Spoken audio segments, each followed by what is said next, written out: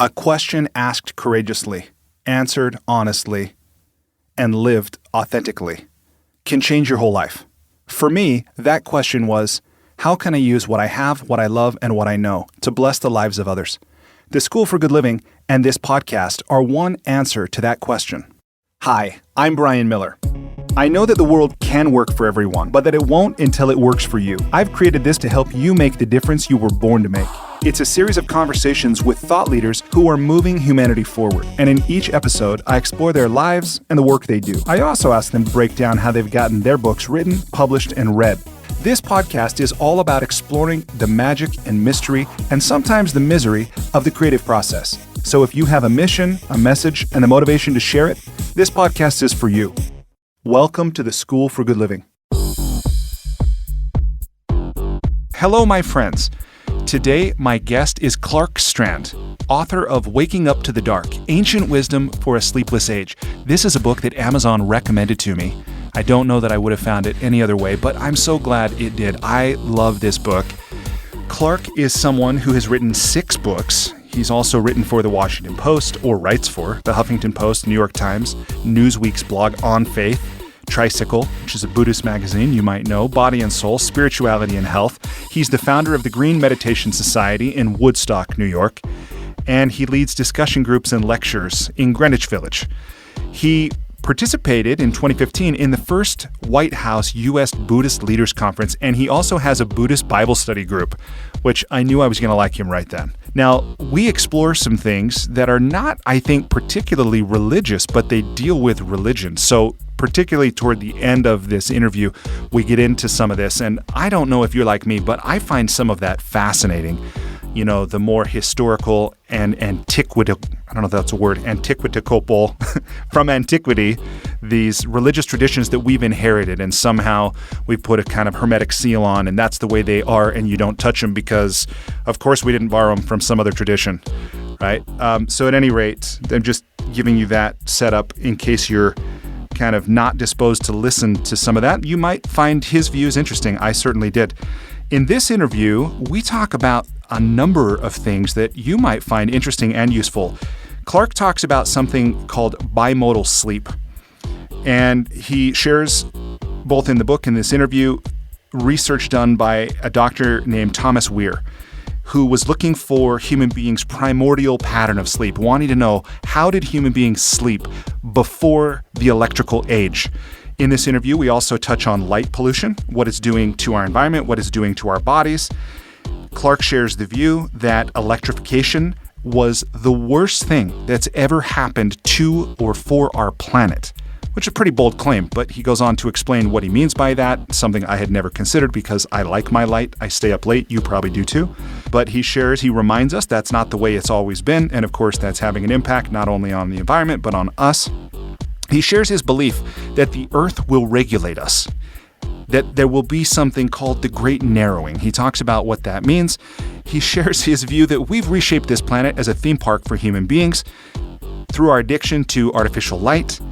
And he also shares his view on something that from many ages ago we've referred to as the hour of the wolf. He talks about the hour of God and how many people who experience challenges sleeping, that there's nothing wrong with them, but this is in fact a natural way of sleeping that we have forgotten about. So that was pretty interesting.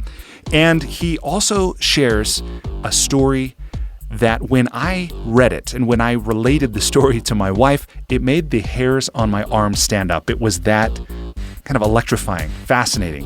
And I asked him about it in this interview, and I'm so glad he did, because he said that's not the normal arc of interview conversation. But if you listen to my podcast, you know I don't usually follow the traditional arc of interview conversations. Then the final thing, we talk about the new book that he's got coming out in November of 2019. So by the time you hear this, that book's probably out. I think you might find it interesting. I'm going to leave it to him to tell you about it. He's the founder of an ecofeminist Rosary group. I actually kind of like that. And if you want to investigate him online before you invest your time in listening to the interview, you can go to wayoftherose.org and check it out. But at any rate, I suspect that Clark will share some views that you don't typically hear in the circles you run in or the conversations you have, unless you do, in which case I want to be a part of your conversations. All right. With that, please enjoy this conversation with Clark Strand. Clark, welcome to the School for Good Living. Thanks, Brian. Glad to be here. Clark, will you tell me, please, what's life about? Life is about life. I mean, I think we got very confused about this idea, as I guess modern human beings. By modern, I mean, people living like in the last 12,000 years or so. I think before the agricultural revolution, people had a very clear sense of what life was and what life was about. They followed the rhythms of the natural world, and they could, the answer to the question, what is life about, was just reflected in the world about them. So they could see its rhythms. They felt a part of those rhythms. I don't think that there was any great mystery attributed to life, because people didn't imagine that human life was separate from the greater life of the planet. And so it wasn't like you were trying to carve out some special meaning, right, apart from the biosphere. You were part of everything you saw. So you naturally assumed your place and your meaning in that greater sphere. Yeah, I think that's such an amazing perspective. And I realize that I've lived with these unexamined assumptions of, humans are somehow superior to all other life. We're at the top of the chain, this kind of thing. And then one of my teachers pointed out the Native American perspective of animals as our brothers, and our relatives. And they said, if you think about it, being alone in the mountains, if you come across a bear, or, if you're on the plains, you come into a buffalo, you're not superior to that creature. No, That's right. Yeah. So that really resonates with me. And Clark, your book, Waking Up to the Dark, Ancient Wisdom for a Sleepless Age. Now, I know you've written a lot of books, and by the time people hear this, you'll have had another book released as well. But if you're willing, I'd love to explore the ideas in this book. Sure, interview. Absolutely. Yeah. Awesome. I found it. I told you this when I reached out to you to request this interview, that this book was recommended to me by Amazon. Wow. And proof to me that technology is not all about like cat videos and porn. Like it actually found something, helped me find something that I found really valuable. And your views of the darkness, I just think are very beautiful, and one that you write from a deep place of experience. I just want to ask, and this is maybe kind of a poetic question, but I realize as listeners if they've even hung in here this 90 seconds, are trying to figure out, who is this guy? Why would I listen to him? Do I care, or whatever? But I want to ask this as a way that people might start to be able to say, wow, yeah, that's interesting, or I want to know more. Will you talk about what's your relationship to the darkness? Well, I've been waking up in the middle of the night since I was a young boy. And, I can't say exactly why that happened in the beginning. I grew up down south in a darker world, I guess you'd say, where, wasn't quite as much electric lighting. And I was the oldest. And I think my parents probably, put me to bed not too long after the sun went down. And so for whatever reason, I reverted to this, older, more natural pattern of sleeping, which was I'd sleep for about 4 hours, then I'd wake up. And in the beginning, I just lay there in bed, sort of peacefully, and then I would eventually go back to sleep. But long about 9 years old, maybe, I started to think, I'm up. Everybody else is asleep. I love being outside. It's beautiful out. The moon shining. This was northern Alabama. Most of the year, the weather was pretty temperate. Why not go outside? And so I would start to slip out the door, right? And, my only enemies were the squeaking door hinge, right? And the dog who would growl, if it's a family dog, if I didn't acknowledge her. So I'd go over and I'd pet her and I'd ease out the door. And there was a golf course, with a lot of big, heady, starry silences above it, very dark, just about a block away. So I would wander over to the golf course, starting about age 9 in the middle of the night, and I would just walk on the golf course for an hour and then go back to bed. Nobody knew I was doing this, and so nobody knew to tell me not to do it. And I didn't have any sense that what I was doing was in any way wrong. I knew it was a little atypical. Like, I'd see maybe every once in a while, I'd see like a police car passing in the distance. And I knew to sort of step into the shadows of the moonlight, so that I wouldn't be seen. I had some sense that maybe, 9-year-old boy wasn't supposed to be alone, in the dark in the middle of the night. So, but I never called attention to it. And then one night I came back and my mother was awake for some reason. And I walked in and I pretended to be sleepwalking. Dressed with shoes on, like Yeah, shoes everything. on, the Yeah. whole thing. And she bought it, or she pretended to. I guess the alternative was to ask what antisocial behavior her son could possibly, her 9-year-old son could possibly be up to in the middle of the night. So I always loved the dark. I loved the darkness hours. I was never afraid of it. And I grew up without any fear of it.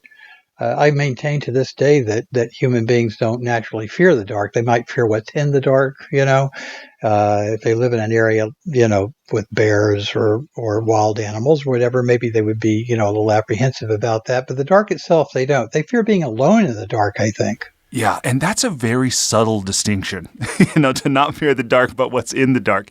And, there were probably a half dozen. I mean, I highlighted almost every page of this book, but there were a few ideas that really stood out to me and resonated in a way. It was the experience of when somebody puts in language something I already knew but wasn't aware of. Right. And that, what you just said again, is one of them, that children don't fear the darkness. They fear being alone. And you make the point that if you take a child who's been in his or her crib alone in the dark, they'll cry, but then you bring them into bed, they don't cry anymore, usually. No, they don't. If you have a family bed, or as they do in most indigenous cultures, if a nursing mother is sleeping with the child and nursing when the child wakes in the middle of the night, there's really no crying to speak of, right? Everyone wakes and sleeps in a natural rhythm, and everybody gets the sleep they need. Yeah. So, okay, so when you're out 9, 10, and on, because this was something you carried lifelong out. pattern. Right? Lifelong pattern, even still? Oh, yeah, absolutely. I had one of the most beautiful walks of my entire life just the other night on the full moon of October 16th, for whatever reason. Just, couldn't tell you exactly what was special about it, but it was just, I got back from it. It just felt sublime. That's beautiful. So you weren't out causing mischief? I mean, even as a teenager, because my parents would assure me nothing good happens after midnight. Right. But you weren't out like smashing mailboxes No, I wasn't. I mean, I occasionally witnessed a few things, that like that. I mean, nothing ever, very dangerous. I didn't witness any crimes or anything, but I would occasionally, see people sort of skulking around, and they'd see me and they'd run off. The interesting thing is, I mean, I grew pretty fast, and by the time I was, in high school, I was about 6'2", and I'm 6'2" now, and weigh over 200 pounds. So people see me in the middle of the night walking along, and I tend to be the person they avoid because they don't know why I'm out there, So, but no, I was never up to mischief, and and when my friends started staying up really late as teenagers, we would go out and we would have stayed out late, stuff like that. I always felt a little resentful, in an odd kind of way. I'd get home and I'd be too tired and I'd sleep for the rest of the night. And I'd kind of feel like I hadn't gotten, that sort of magical time that I was used to getting when it was just me.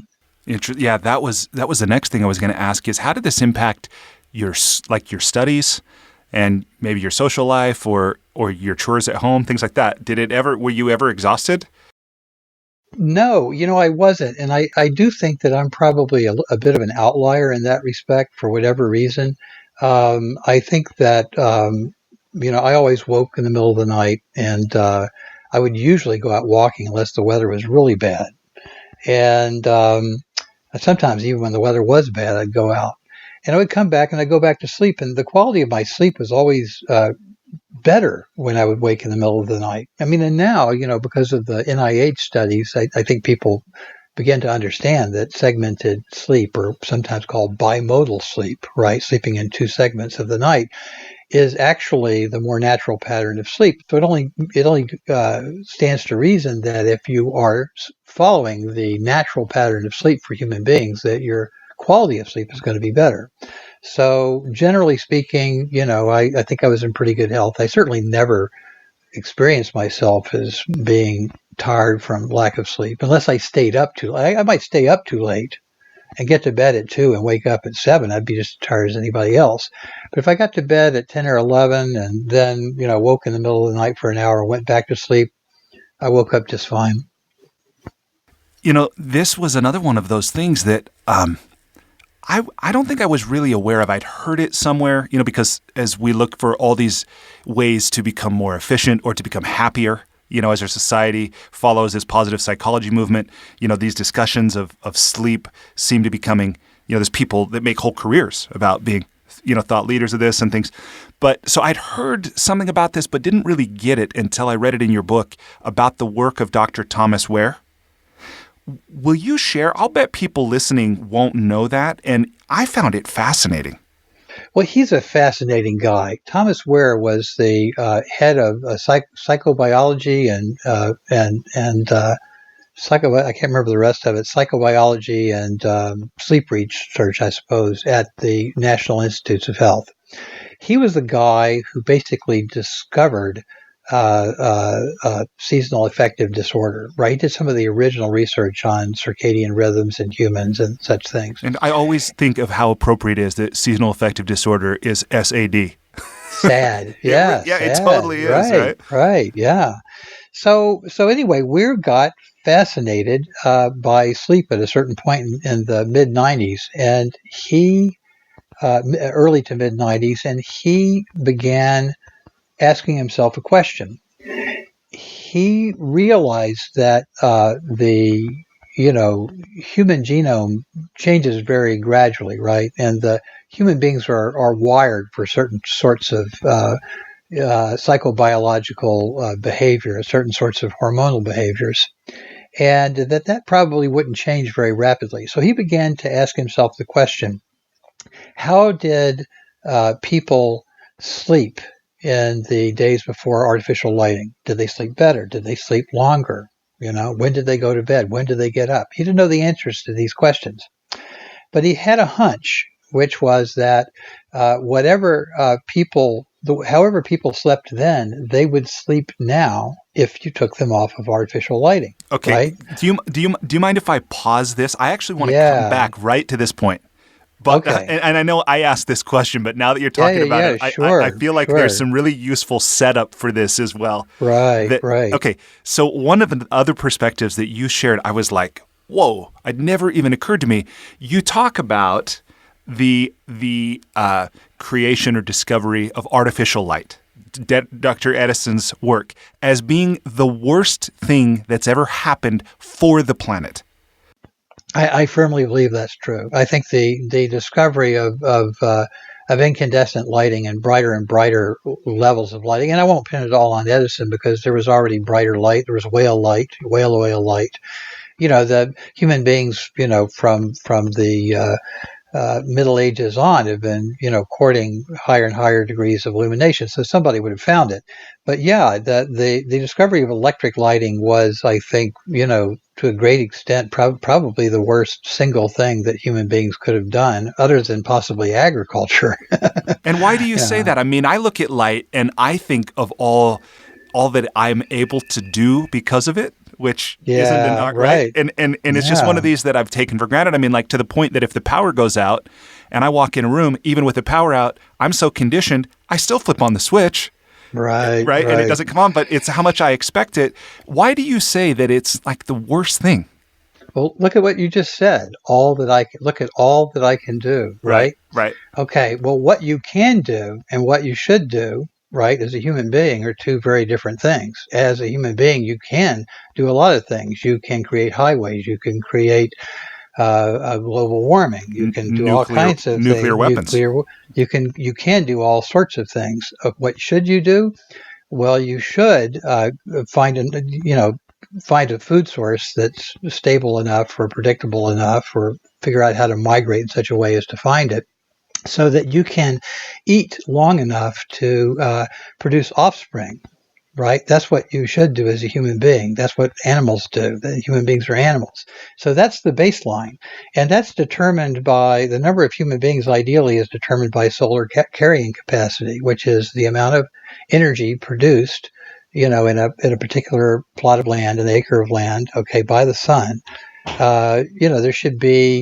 Human beings should be living more in accordance with the natural availability of energy in their ecosystem. Energy that comes to them through consuming of plant and animal proteins and so forth, so on, and other forms of energy, even fire for warmth, so forth and so on. But once we slip that groove and we begin to introduce higher and higher levels of artificial illumination, not only do we begin to produce more, we begin to expect more. We begin to expect that everything is possible, everything is clear. I mean, you've read the book. It cascades from there. It just goes on and on and on. Eventually, human beings are consuming 24 hours a day. Yeah, and the way that you say this in the book, you say, today we live in a state of perpetual hunger for food, for sex, and for stimulants of all kinds, because our bodies are convinced that it's August every day of the year, and there's no way to convince them otherwise. Yeah.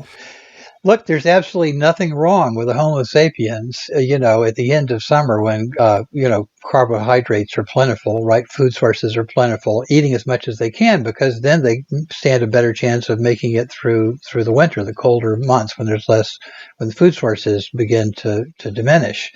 And, that's the reason why human women would conceive typically in August, right about that time of year. They would build up enough body fat to carry themselves through pregnancy and then deliver their children in spring. So this was sort of the natural cycle.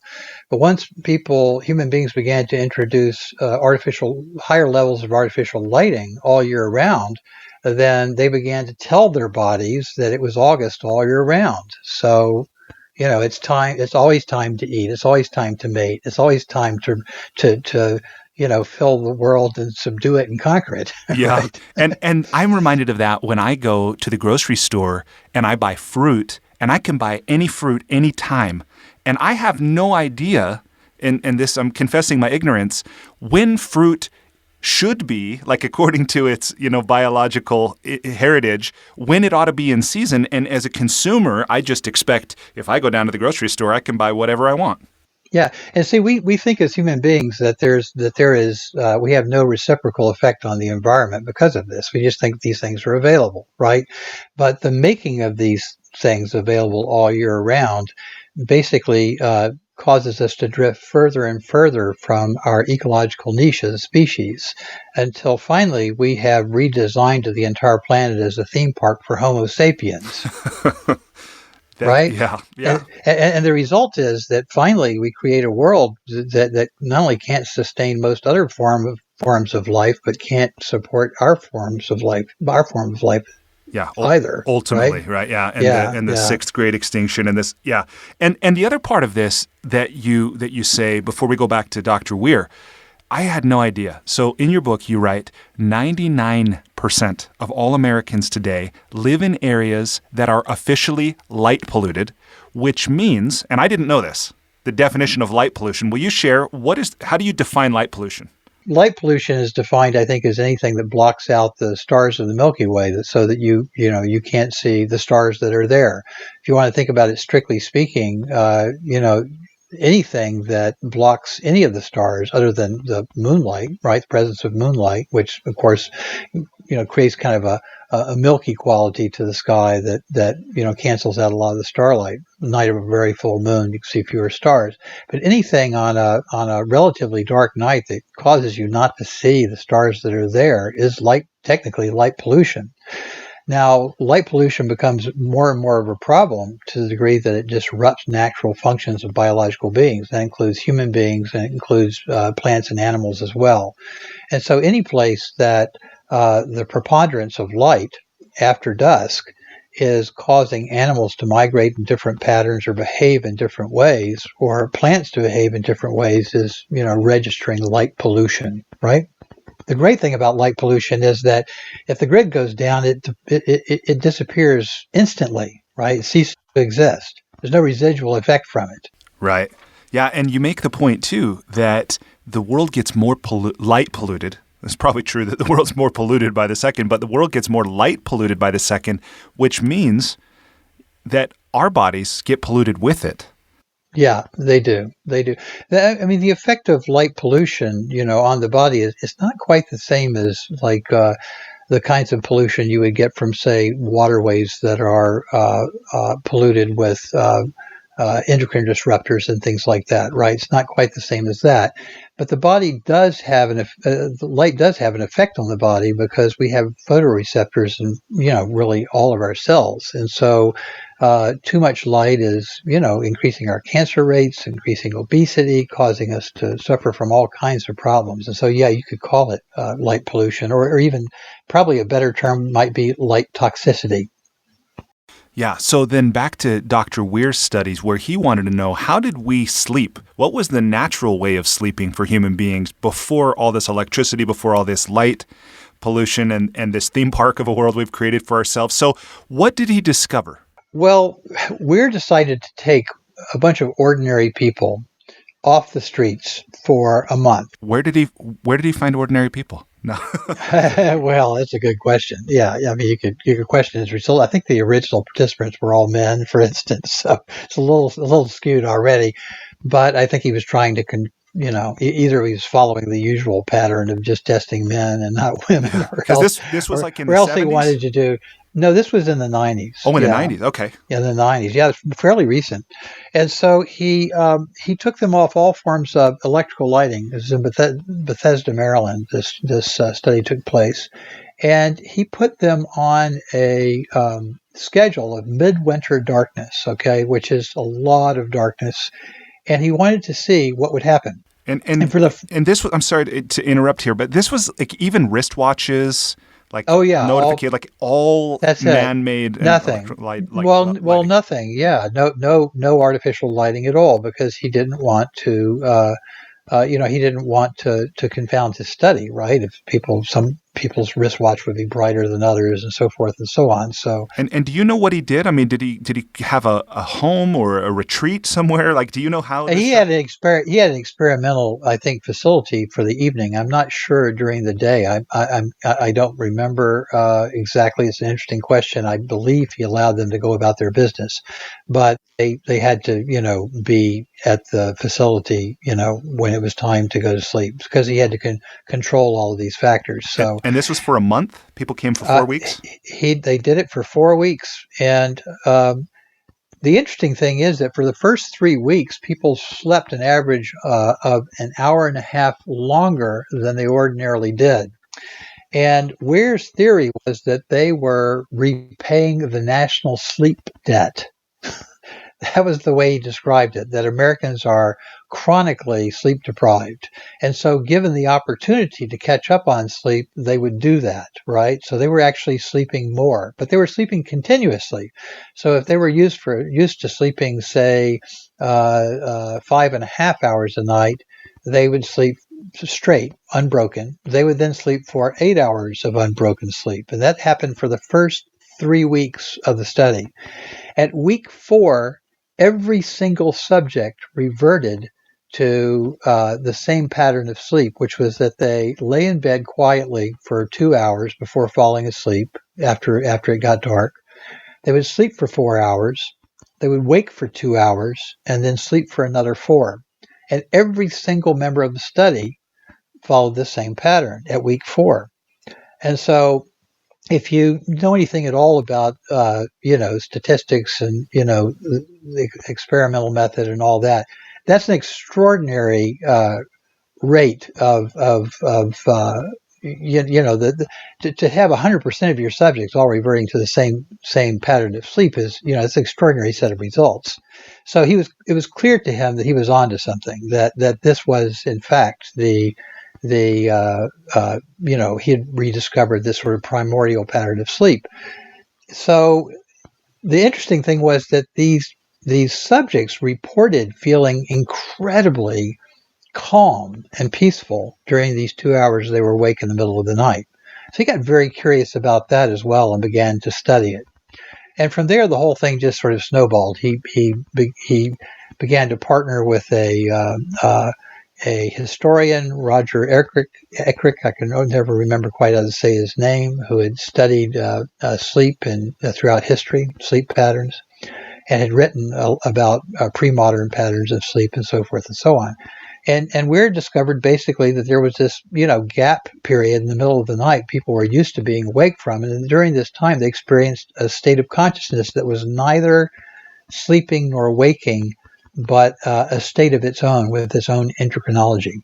That sounds like for the words that come to my mind are non-ordinary consciousness.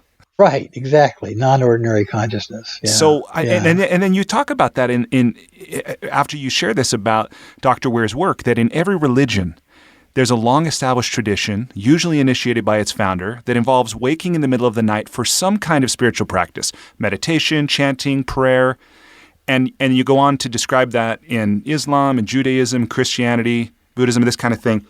What is that? Like, again, most people, because they don't live in a monastery, they don't, spend a lot of time in temples and things like this, and we've kind of lost that in our rush for more. But it's available. It's a way of living and being that's like invisible to us. But talk about that. I mean, what is that, and what's the benefit of it, and how do these practitioners do it, and why? Well, I mean, those are a lot of questions. So I'll sort of start at the beginning. Ware himself, was stunned by these results. He didn't really even know how to interpret them. He was looking for some sort of a endocrinological portrait that resembled what he was seeing in his subjects. And the only thing he could compare it to in terms of what was going on in the brain was the experiences of advanced meditators. And I think that was one of the reasons why he began to, sort of look a little far afield. I mean, he began, talking a little bit like a Jungian analyst rather than a psychobiologist, right? Because this is these stunning results. What does this mean? At the end of his second study, I think he said that he speculated that what people who practice yoga and meditation and chanting today are probably trying to recover was a lost state of consciousness that human beings would once have taken for granted as their natural birthright.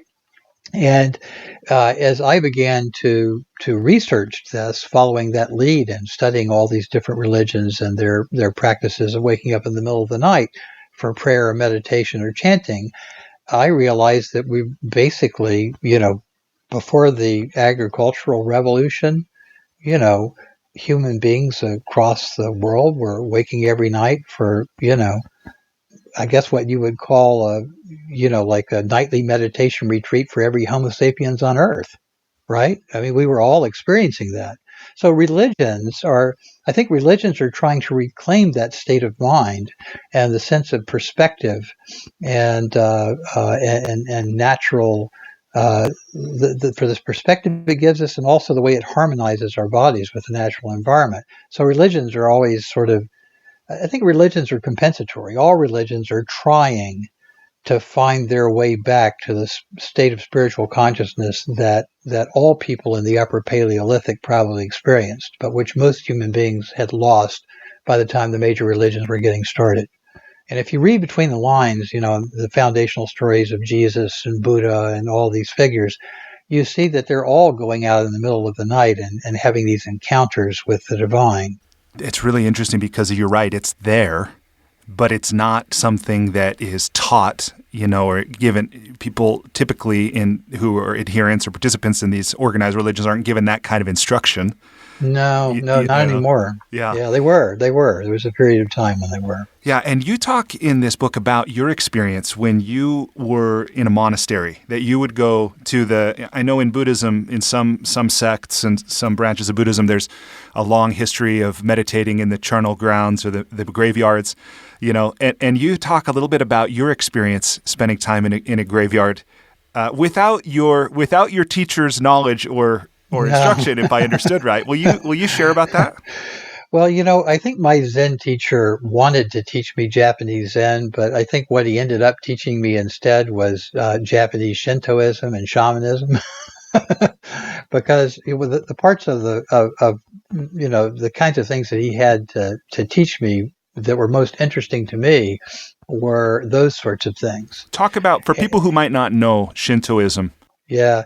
Shintoism is an animistic indigenous Japanese religion whereby people believe that there are spirits that inhabit places and stones and trees and groves, and that they go to honor those spirits and pray to them and commune with them, draw wisdom from them. And Buddhism absorbed a lot of that.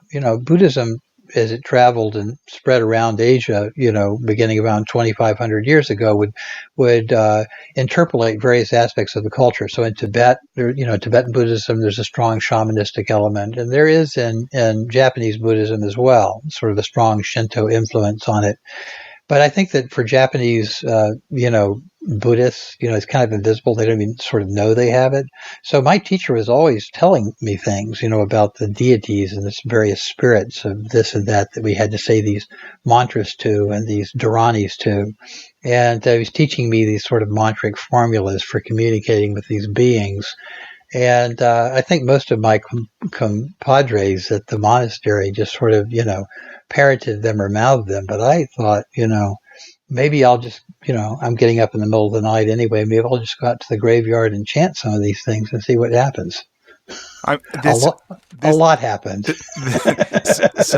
I don't know. I don't know. I know that not everyone who listens to this grew up with the Nintendo 8-bit, the original system, But what you're saying right now conjures for me the Legend of Zelda.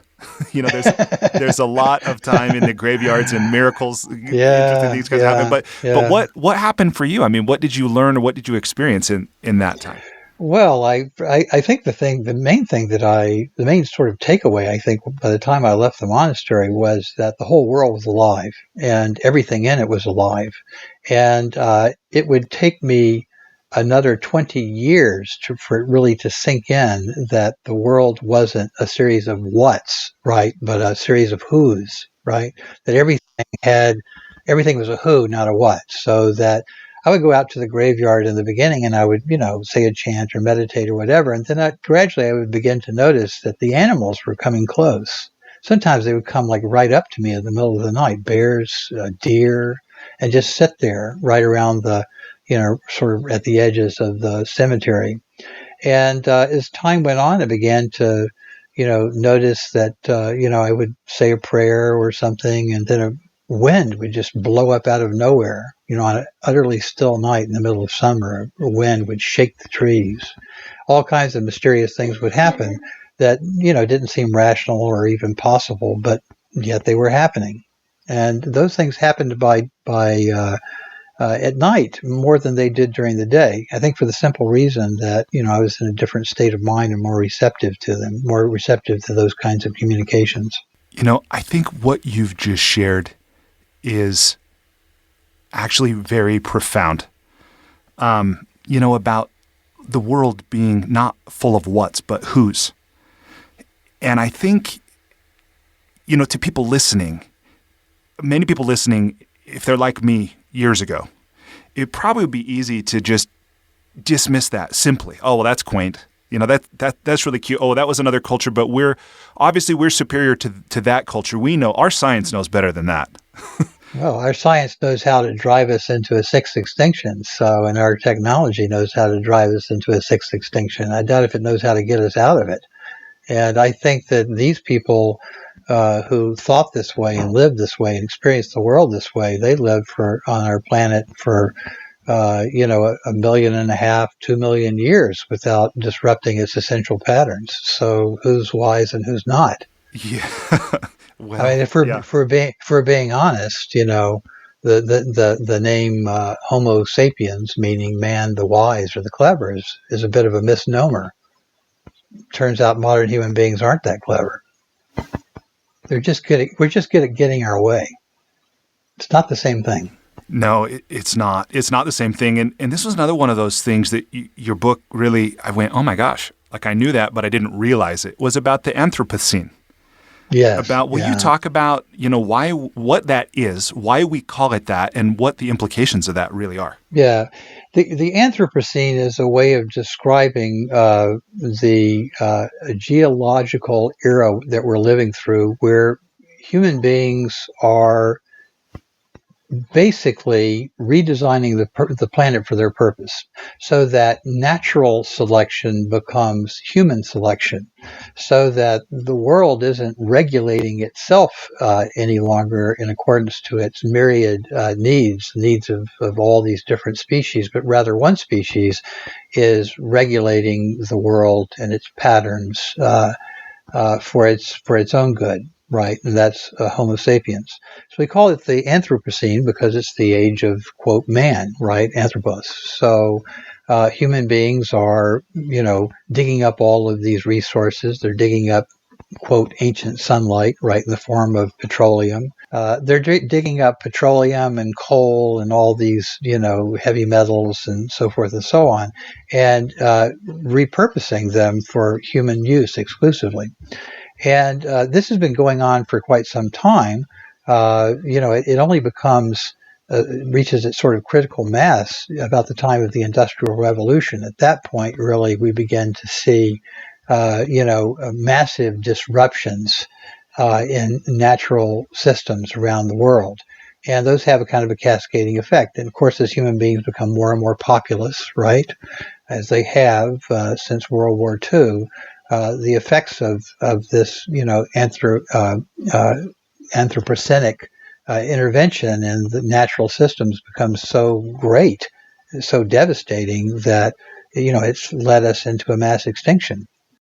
Yeah, and it's easy for me when I hear that to just go, oh man, we're all screwed. Like I hear what you're saying, and there's this context for a world into which I was born, but didn't, to my own knowledge, have a lot of hand in shaping, the way it was. And now I'm here. So where this leads me is, now that we know that, like now, if we know it and we care, what can we do? And maybe if to tie it back into this theme of darkness and the lessons that it contains for us and the blessings that are available through it, what kinds of exercises or practices, if anything, could somebody who's listening to this do that might, I could just end that with a question mark right there, but I want to actually try to tie it back to that awareness of, okay, we're in the Anthropocene, we're headed off this cliff, right? In a way. Yeah. Yeah. If I want to take a different road, or at least hit the brakes, or something, what might I do in an exercise or a practice, maybe darkness related, or anything else? Okay. Yeah. So again, a lot of questions there. So let's take this image of going off a cliff. That actually comes. I think people have used that a lot. The idea of going off a cliff.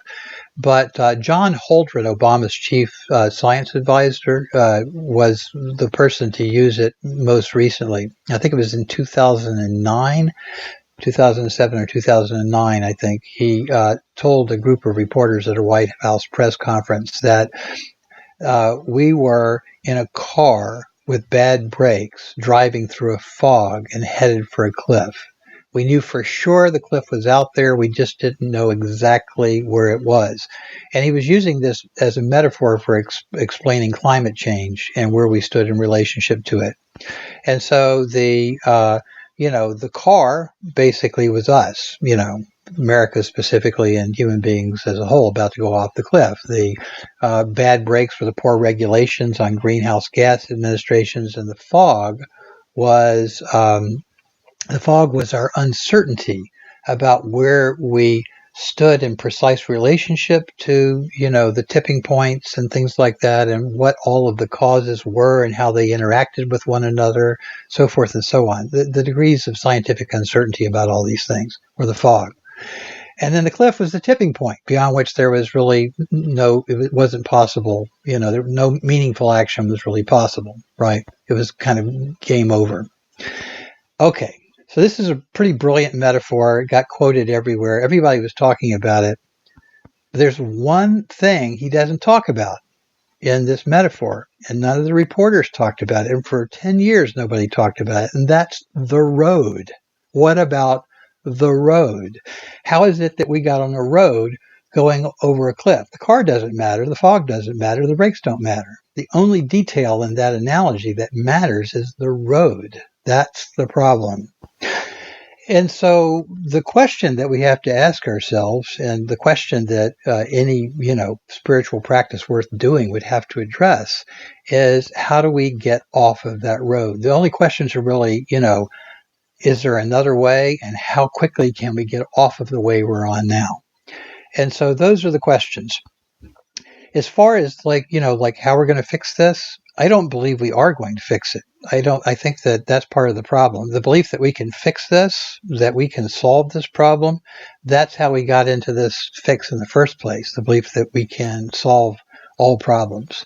And you better believe that any human solution to the problem of climate change is going to be anthropocentric. It's going to be a solution that serves human beings, which means it will only drive us faster over the cliff.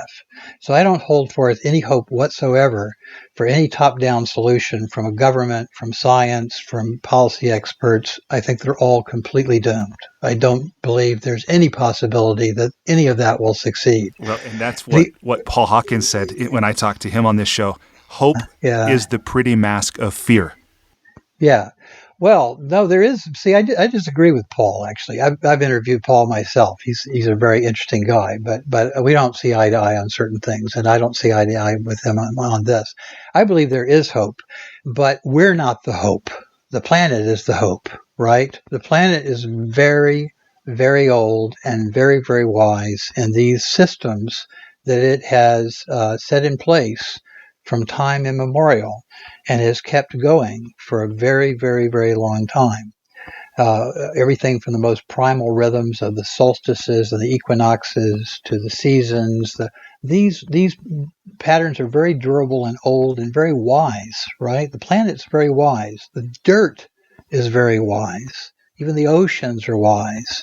And these things that we think of as things rather than as who's, right? We don't think of them as beings, right? We don't accord them the respect that ancient people did. They can solve problems that we can't solve, and I believe they will. Now, will part of their solution be a massive reduction in the human population on this planet? I believe so. Yeah, which again was a term that I read in your book I'd never heard before, the Great Narrowing, capital G, capital N. Yeah. And if you read carefully that metaphor, which or not really a metaphor, but that term which I use at the very end of the book, that great narrowing is the narrowing of a birth canal, right? I go to great pains to suggest that this great narrowing is not just a great restricting or a culling or something like that, but rather this is the necessary passage for there to be any life, I think, meaningful life for human beings. We'll have to pass through that great narrowing, and it'll mean a great reduction in population on our planet. How that will happen, I don't know. I pray daily that it will be merciful and slow rather than sudden and devastating. But I do believe that the planet will regulate us. And, global warming, we see that as a problem. Climate change is a problem for human beings, but for the planet, it may be a solution. Yeah. So, okay, now I'm just thinking, we're all screwed, which I know is not what you're saying, but I wonder if there is anything that we can do individually that will allow us to not be so darn I can barely say it, anthropocentric, but instead be a part of that natural process. Well, yeah, I really do believe that. I don't, like I said, I don't believe in top-down solutions, but I do believe in small, resilient communities. And I do believe that that's the answer, and I believe we're trending in that direction. You can look at the glass as half full and the glass as half empty, and I think the very pessimistic way of looking at the world today is that people are becoming increasingly factionalized and at war with one another and tribalized and so forth and so on. That people have become sort of individuated to such an extent that they sort of feel completely unique, alone, and separate from one another. But I think that there's the possibility that what we are moving towards naturally as a species right now is a smaller scale, more tribal form of identity. I don't think that in the absence of widespread petroleum use, in the absence of very, very cheap, easily available petroleum, I don't think there's any way to maintain the large scale national identities that we now have. China, America, any of the larger countries, can only sustain their political identity with cheap, easily available petroleum. There's no way, in the absence of petroleum fertilizers, gas-powered engines, there's no way there are coal-powered plants for producing power. There's no way that they're going to sustain the information systems, the infrastructures, the food delivery systems, all the systems that are necessary to be in place to maintain large-scale identities among people. So I think you're going to see a further and further fragmentation. The negative way of looking at that is oh my gosh, everything's falling apart. People are drifting apart from one another. People are at war with one another. The upside of that is that as people begin to contract and begin to live more locally and to eat more locally, they consume less. They disrupt the planetary, the disrupt the natural patterns of the patterns of the natural world that are less disrupted by travel. All kinds of things actually will I think get better because of that. But people don't know how to live that way anymore. We've gotten much too big in our thinking, much too grandiose. Facebook, in an odd kind of way, is like one of the most grandiose ideas that any human being ever had. But the good side of it is that as we learn to occupy a smaller place for ourselves, I think we become more resilient to change and more able to weather it, and we begin to live in a more healthy way. So yeah, that's a really beautiful perspective, and I feel encouraged to see that. I think that is happening. Where restaurants, at least here, and I see it when I travel, that they'll talk about how far food has traveled to be on my plate. And smaller like community gatherings that are encouraged and circle processes, and so I think that's really beautiful. Well, okay, before we transition, I just have a couple more questions that I want to ask you from your experience and with the dark. One of them is this term, the hour of the wolf and the hour of God. If you'll talk about what those are, what do those mean to you? Right. Well, I think modern people experience the dark as predatory because they have made their alliances with the light, right?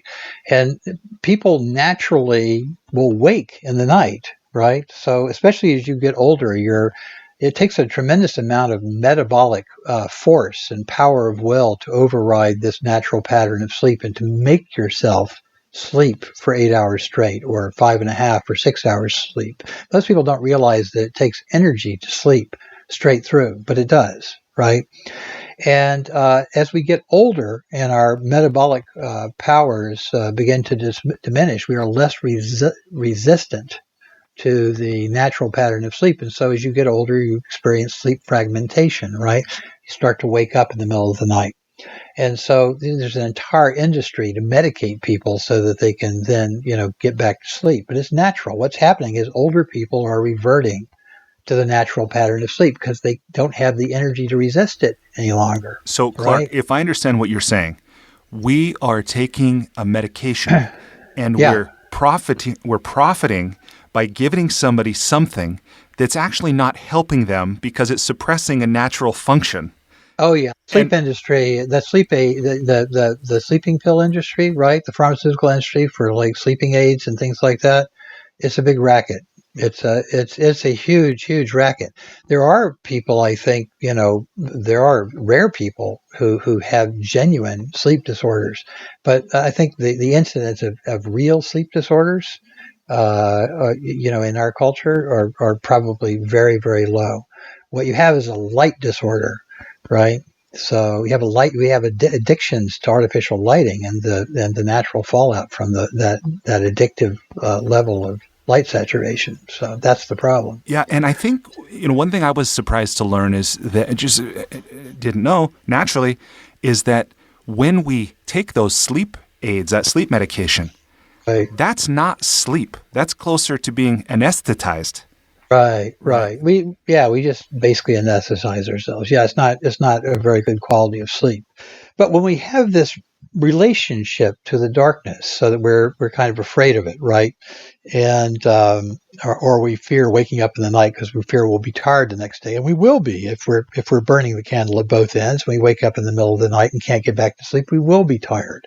We will fall asleep at the wheel or fall asleep on the job or be too drowsy or our health will suffer. That's true in most cases.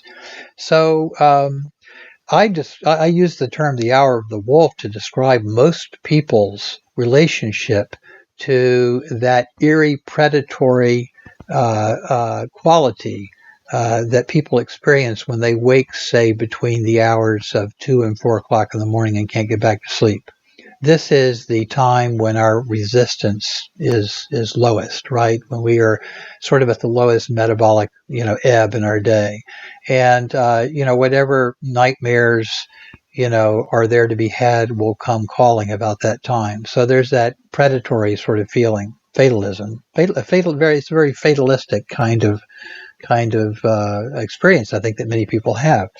But those same people, if you got them to go to bed at like 9 o'clock, right? Or just to go to bed at dusk whenever it happens, or within a couple of hours after dusk, right? Most people actually wouldn't go to bed at dusk, but the sun goes down. A couple of hours later, they start to naturally get sleepy and they go to sleep.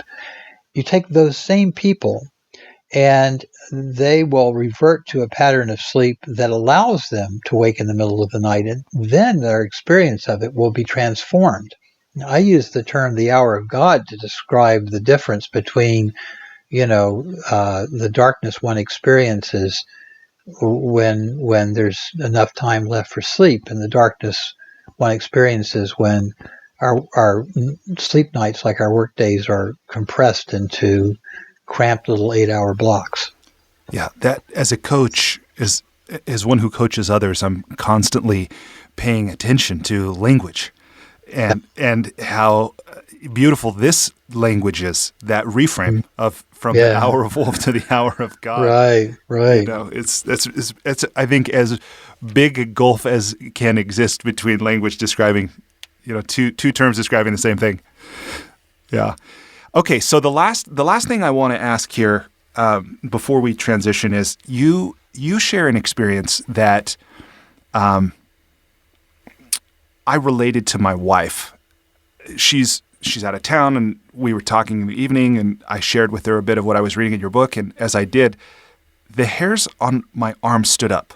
Just as I related, part of what you share in this book, and I'm wondering if you're willing to share it with the people listening now, which is the part when one night you went to go for a walk, and if I have the details right, you put your hand on the doorknob, you're about to go out, and something speaks to you, like something says, don't go out and be very still, or something like that. Will you share what happened?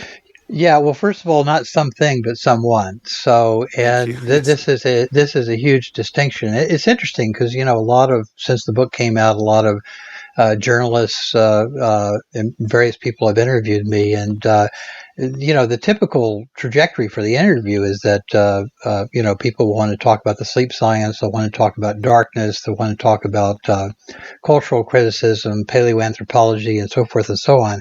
They don't want to talk about the Marian apparition, which is the real subject of the book.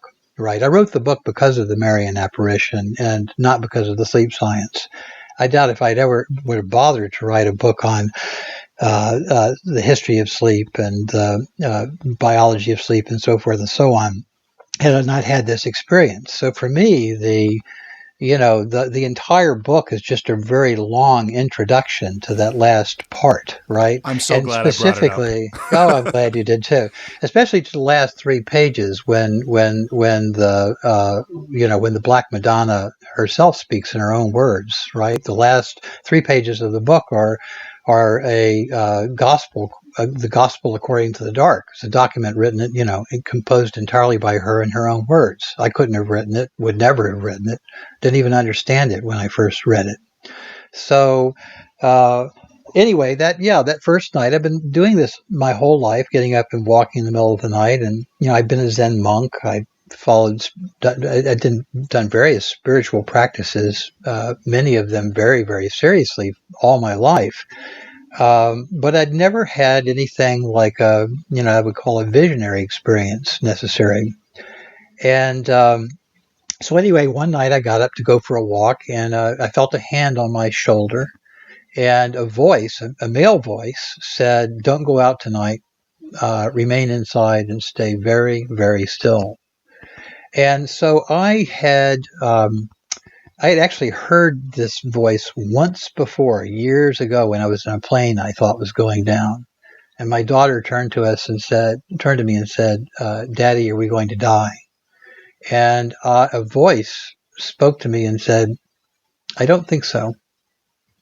And so I said that to my daughter, and it calmed her down. And in fact, the plane miraculously did land, and there were fire engines coming along and men in Mylar suits and everything, but we did survive.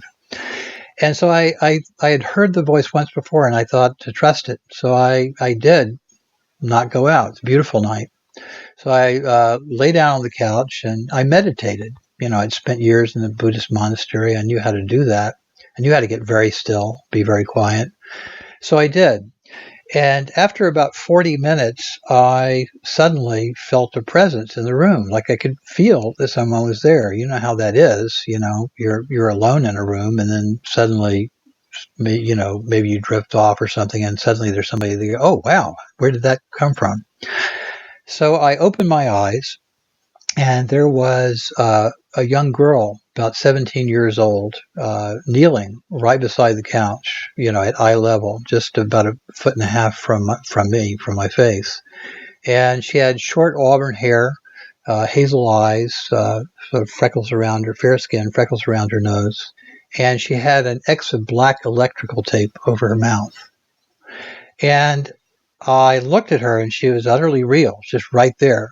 And, I didn't, I guess I spent so much time in the dark, and I spent so much time meditating, in Zen monasteries, they tell you if an experience like this comes, it's called makyo, or illusion. So you're supposed to breathe through it, right? So I was just being very sort of calm and thinking, well, I've never experienced anything like this before, but, here it is.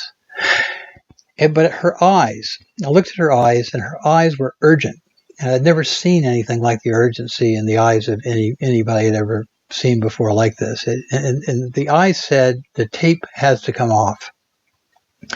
And so I reached out and I pulled the tape back from her lips. I could actually feel the tape against her skin as I pulled it. So the experience was utterly real and tactile.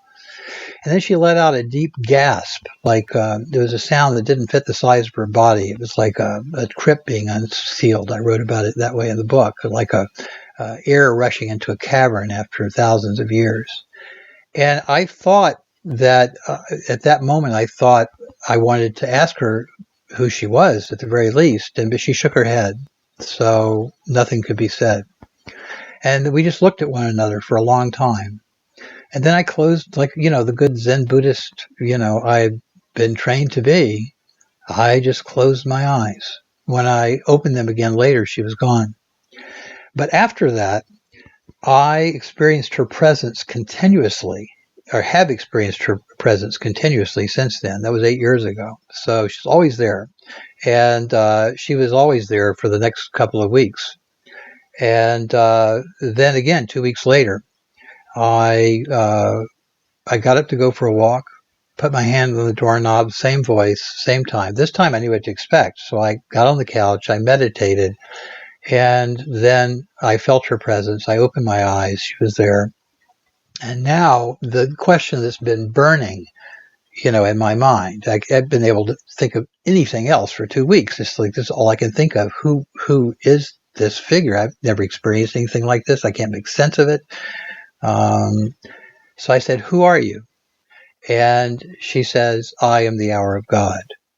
Now, this is the expression that I've been using for years, right, to describe this experience, a very, very peaceful, sort of transcendently peaceful meditative experience I've been having all my life. So I say to her, I think I know what that is. And she says, if you really understood, you would have said who, not what. And that was it for me. That was the closest thing I think I've ever had to, in my lifetime to a, Buddha-like aha kind of moment. Like my whole world became fully animated at that point. Like everything was a who. And I think it took some time before I began to realize that the girl who was speaking to me was basically the voice of the planet. This was the voice of the Paleolithic mother goddess, from, that some people call Gaia, that, has, been at the forefront or was at the forefront of Paleolithic people's minds, so that they sculpted her in these small statues over and over and over again throughout all of the ancient world. But at the beginning, I really didn't know. I think some part of me suspected that this was the figure that, young Portuguese peasant girls reported seeing and called the Virgin Mary, right? But I didn't know for sure, and I didn't want to admit that to myself because I certainly didn't want to become Catholic. I wasn't even Christian, right? What business did I have, witnessing an apparition of the Virgin Mary? But about 10 weeks after that, I was vacationing on Cape Cod one night, and she woke me at 1:30 a.m. with the words, "If you rise to say the Rosary tonight, a column of saints will support your prayer." And, I wasn't Catholic, but also wasn't stupid. And the only figure I'd ever heard of who invited you to pray the Rosary and made promises based on whether you did that or not was Mary.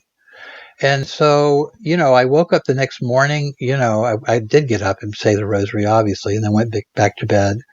And I went to a used bookstore in Wellfleet, Massachusetts. And the first book I saw, just sitting right up there at the counter, like it was waiting for me, was a little paperback with a plain blue cover called Queen of the Cosmos, Interviews with the Visionaries of Medjugorje.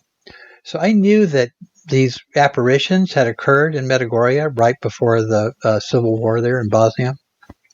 So I picked it up and I opened it to a page at random. And the interviewer had asked one of the young visionaries, Marija, I think. She said, is the Rosary a universal practice, even though it is so distinctly identified with the Catholic Church? And this young girl said, yes, the Blessed Mother asks everyone on earth to pray the Rosary, no matter what their religion or what their belief. So I bought the book. I mean, how could I not, right? But that was it. That very day, weirdly, people began asking me to teach them to pray the Rosary. Like literally that day, people began asking me. And I went back to Woodstock, and after our vacation was over, people wanted to talk to me about the Rosary. Started a Rosary group. I started a Rosary group with my wife. It's been spreading around the world, and our next book is called The Way of the Rose: The Radical Path of the Divine Feminine Hidden in the Rosary. Comes out on November 5th, and it is the story of of an older version of the Rosary that existed prior to, the Catholics getting a hold of it. That traces its way all the way back to the Upper Paleolithic. And I do think that the Rosary is, one such practice whereby we can cultivate the wisdom of our ancestors and get back in touch with that darker, more numinous understanding and way of living. The Rosary basically follows a set of 15 mysteries that goes through birth, death, and regeneration. So sort of follows the cycle of the seasons. And most Catholics don't, read it that way and understand it that way, but nevertheless encoded in that ritual is the essential wisdom of the mystery traditions of the pagan world. So there are practices in our groups. We have little rosary groups springing up all over the place, and we're very explicit about the purpose of these groups, which is to give people small, resilient spiritual communities in the face of climate change. Well, that's very specific. Yeah. Yeah. Yeah. Yeah. I mean, it does a lot of other things. I Yeah. mean, people come in and their lives get better. They, figure out how to manage their families and their finances, and they pray for a lot of different things. But the bottom line is, you better be holding on to something real when the shit hits the fan, and something grounded, something. The rosary is like an umbilical cord that connects us to our mother, and so it's that kind of primal. And there are other indigenous forms of wisdom. Rosary is that. It's an indigenous form of wisdom, indigenous to people of Europe and in the Mediterranean.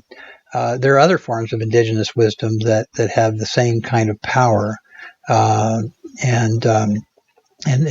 people are beginning to reclaim them, claiming the wisdom of their ancestors. Yeah, my experience is there are many, many people who are looking for this, even if they don't know that's what they're looking for. Oh, yeah. Right? Yeah. So if somebody who's heard this is curious or moved by what you've shared and they want to be a part of it, what would you have them do?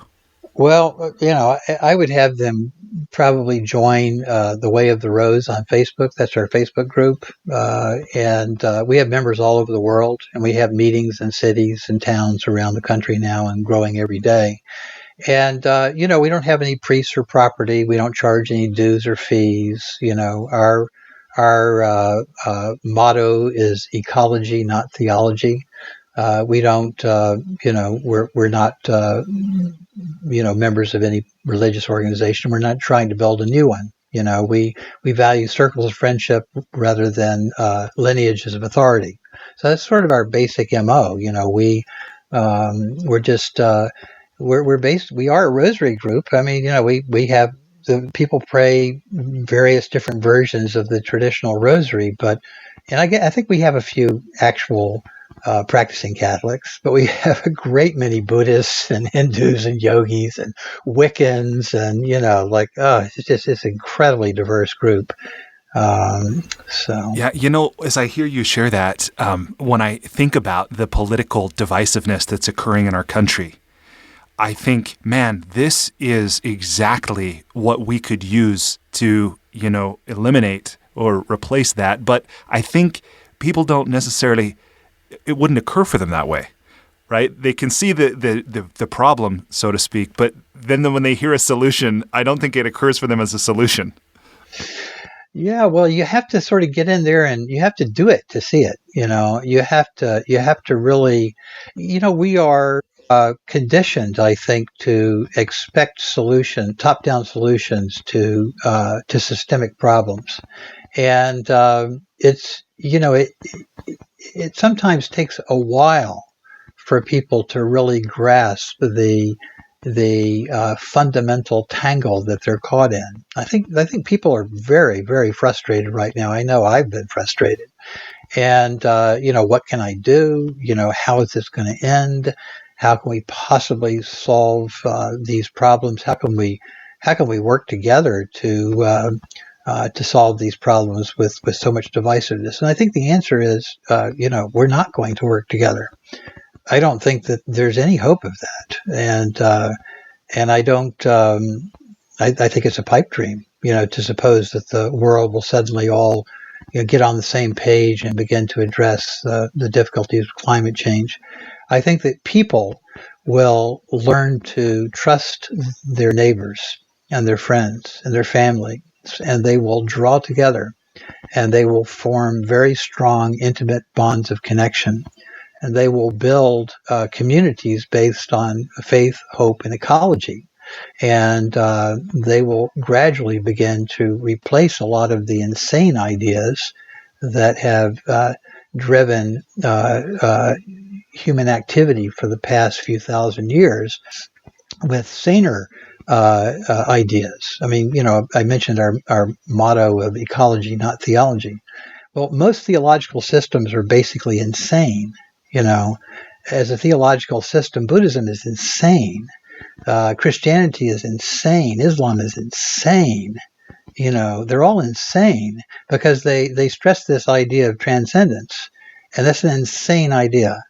We're not meant to transcend. We're meant to be here. We're meant to be part of this planet. We're meant to grow from the dirt and live and return to the dirt. We're meant to live in harmony with everything it is. We're not meant to see ourselves as exceptional, distinctive, and alone.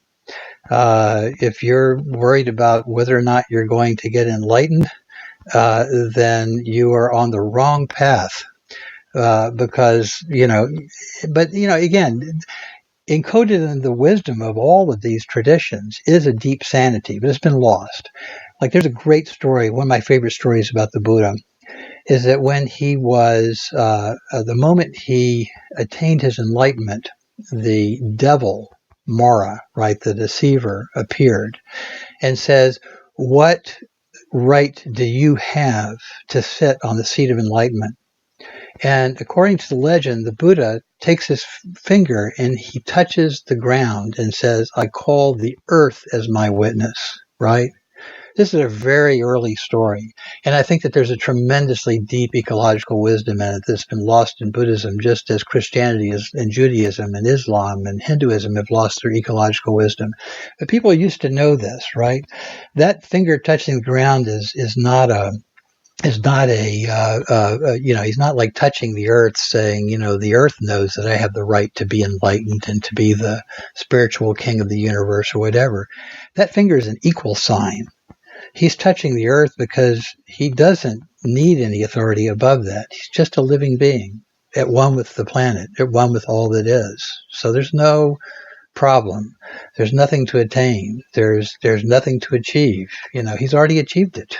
He is a living being, an animal. He's claiming his animal nature. That's his transcendence. That's his enlightenment. That's my point of view, anyway.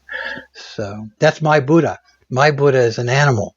I love Buddha. I don't care much for the Buddha in the sky. I don't care much for the Jesus in the sky. The Jesus who's lowered into the tomb and is resurrected on Easter morning and makes the crops grow. That's the Jesus I love. I love that sort of old corn king Jesus. Yeah. I don't care for the Jesus in the sky. Yeah, that's not the one I learned about in Sunday school. But no, and the other thing, and Clark, I'm really fascinated by and enjoying this part of the conversation. I'm realizing that I haven't left us time to talk about writing and the creative process, but I'm hoping you're open to coming back and talking about your new book, and maybe in that conversation we could talk about writing and creativity.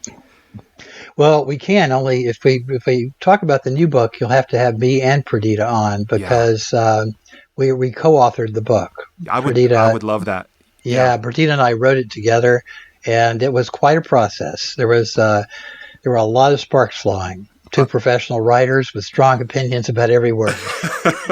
No, that would be a gift. And in fact, talking about Perdita, with this book, you mentioned that this book, Waking Up to the Dark, was 59 journals that you had been keeping. Yeah, it was 59 pocket notebooks that I had been carrying for years and writing about my experiences in the dark. And every once in a while, I would turn one of those notebooks into like a feature article. Like I wrote a cover story for Tricycle, the Buddhist Review, on green meditation, and called Turn Out the Lights. It was sort of the earliest iteration of this idea. And I wrote a few other articles here and there, but for the most part, it just came out of these little small pocket notebooks. And at a certain point, I realized that the only way I could write a book about the apparitions was to set it for modern people, right? Because who wants to read a book about a Marian apparition to an ex-Buddhist monk who rarely speaks of Jesus, never mentions the church, and mostly wants to talk about climate change, right? Who's gonna read that, right? That's Catholics aren't necessarily going to want to read it because certainly climate deniers aren't going to read it. It's a very much a feminist book, and so most conservative Christians aren't going to be interested in it. So who's it for? So anyway, once I realized that the book had to be set up properly, by discussing my experiences in the dark and visionary states and so forth and so on, I realized I'd have to go back and collect all that writing. So I spoke all of it into a voice activated software, Dragon Naturally Speaking. So I read the notebooks, into my computer and got text from them. And then I gave them to my genius wife, who is a very, very highly sought book doctor and book editor. And she's also an author in her own right, writes her own books, but she's also very, very gifted. She's the person they call when editors in New York call when they think a manuscript is dead and they can't get it to press, right? She's the one who comes in, and does the triage on the battlefield and stitches it together so that it's workable. So she's really good at this. So she took all of those notebooks and she quilted everything together into the book. And then she gave me writing assignments. She'd say, well, there's something missing here, or this isn't clear, or whatever. And so I gradually shaped the writing. All the writing is mine, but a lot of the vision of the book and the pacing of the book and the juxtapositions of ideas, that's her genius. Wow. What a gift and what a privilege to have a partner and a wife like that. Oh, yeah. Well, I don't doubt that I'd ever published anything without Perdita. I've done a lot of writing, but probably very little publishing. Well, just maybe the last idea that I just want to touch on while we're in this portion of the conversation was the one that you talk about how with the Holy Trinity and I don't mean to make this a whole religious thing, and I don't think it is per se. Yeah. But with this, I think the reintroduction or the re-welcoming of the feminine into our modern world, like into our world. Right. This that's been lost and we're searching for and equating, the darkness to the feminine and the creative and all of this. That I had never had this concept of, the Holy Trinity of the Father, the Son, and the Holy Spirit, this image of really taking out the mother and the daughter. From that Trinity where maybe it more, and replacing it with the Spirit where maybe the idea, at least from antiquity, is the quadernity of the mother, the father, the son and the daughter. That's right. And I thought that was really beautiful, and especially as I've learned a little bit about numerology and how 4, although 3, of course, is a beautiful number, represents strength and the triangle, that there is something that does seem to be very sacred and powerful about the number 4. And then when I read it that way, I was like, oh, that makes sense. Yeah. Well, the writing it took a lot of effort, first of all, to write the mother and the daughter out of the scriptures. The Upper Paleolithic was dominated by feminine spirituality, or at least female divine figures. They're like a few somewhat physically ambiguous figures to come down to us from the Upper Paleolithic that could possibly be male. The vast majority of them are not only obviously female, but shaped in such a way as to emphasize their power and their fertility, right? They are mother goddesses. And so for instance, the Hebrew scriptures, right? For the people who collected them, they were coming through. They had to go through and weed out all the references to the goddess, which they did as well as they could. There's still a lot of them in there, right? For instance, most people don't know that God, Yahweh, had a wife, Asherah, and until she was written out of the story. People also don't know that, the first verses of Genesis about the creation are actually a sanitized retelling of the Enuma Elish, in which the god Marduk slays his grandmother Tiamat, right, and butchers her body and uses it to form the various parts of the created world. If you look at the Enuma Elish and you look at the opening verses of the Bible, you realize that the opening verses of the Bible are basically a crime scene from which all the blood's been cleaned up, but the evidence is still there. So it's about the murder of the sea goddess, right, and the triumph of the male goddess over the female. And so from there, the Bible just goes on and just at every step of the way tries to eliminate the divine female. But they can't get rid of her. She comes back as the Virgin Mary. So, how can you get rid of her? You really can't. I mean, they fought a good fight, but, they lost. And they keep losing over and over again. Winning is losing where they're concerned. Cause, Yeah. Well, and you mentioned that it can only make sense that the Bible ends with revelation, needing a new story, a new earth. Yeah, that's where that vision, that all male vision, ends in apocalypse. It becomes a linear story with a beginning, a middle, and an end. Interestingly, the Rosary, the story of the Rosary, I talked about those 15 mysteries. One of the reasons why we know that those 15 mysteries are based on the ancient mystery cults of the pagan world is that they form a circle rather than a line.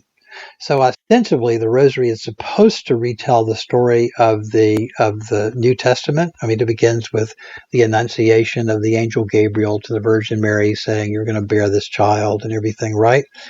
So, given where it begins, it should end with the last judgment, right? Well, the priest tried to get it to end that way, and the ordinary people said, "Forget it. We're not doing that. That's not what we believe." What they believed is that, and this is nowhere in the Bible, but according to their oral legends, the Virgin was assumed into heaven where she was crowned the Queen of Heaven and Earth. And if you look at paintings of the Virgin Mary in the coronation, right, the coronation in heaven, she's invariably young again and often holding the infant Jesus. And so the story circles back and starts over again, just like the cycle of the seasons, right? So it's a circular, redemptive narrative rather than a linear, punitive narrative, which is what the Bible is. The Bible is a linear, punitive narrative, which begins with a woman committing, the ultimate sin and ends with the destruction of the world. The Rosary begins with a teenage girl defying patriarchy and deciding to have a child out of wedlock, and ends with her being crowned the Queen of Heaven and Earth. So it's a very different kind of story. Again, about as different a story as one could tell, I think. Well, it's ecological wisdom as opposed to anthropocenic wisdom. Yeah, that's really interesting. Well, thanks for sharing that. And before we move off this entirely, you used a term I'm not familiar with this, and I'm not even sure I'm saying it right. Enuma Elish? What's that? Enuma Elish. Yeah, it's an ancient Babylonian epic. Yeah, about the creation of the world. Yeah, and Tiamat is the sea goddess, and she. Marduk fights a battle against her, and he summons up a mighty wind and lets loose an arrow, and it goes down her throat and pierces her heart. And interestingly, there are all kinds of little tells that are left over. There are all kinds of things hidden in the Rosary and in Catholic iconography that the popes don't even know are there. It's really, really interesting. One of my favorites is that Our Lady of Sorrows her heart is pierced, right? Just like Tiamat, right? So you have all these signs that the Mother Goddess is still alive and well, and she's been smuggled like a stowaway, into the whole of the Catholic Church and passed down over the centuries, but she's still who she is. She's still very powerful. The medieval Mary behaved like a goddess. She answered prayers, she performed miracles. If she thought Jesus or God were wrong-headed about something, she would contradict them. One of my favorite stories is about St. Peter. And in the Vatican, there's this sacristan, this guy that is in charge of all the lamps, right, for keeping them lit. But he's a real devotee of the Virgin Mary, right? So one day he notices that the Virgin Mary's lamp is burning really low, but that Peter's lamp has a lot of oil in it, right? So he goes to Peter's lamp and steals some of his oil to put in the Virgin's lamp, right? And that night, St. Peter comes to him in a dream and says, "You've honored the Virgin above me, and I don't like it. This is my church, right? I'm the rock upon which this church has been built, and when you die, I will surely shut the door to heaven in your face."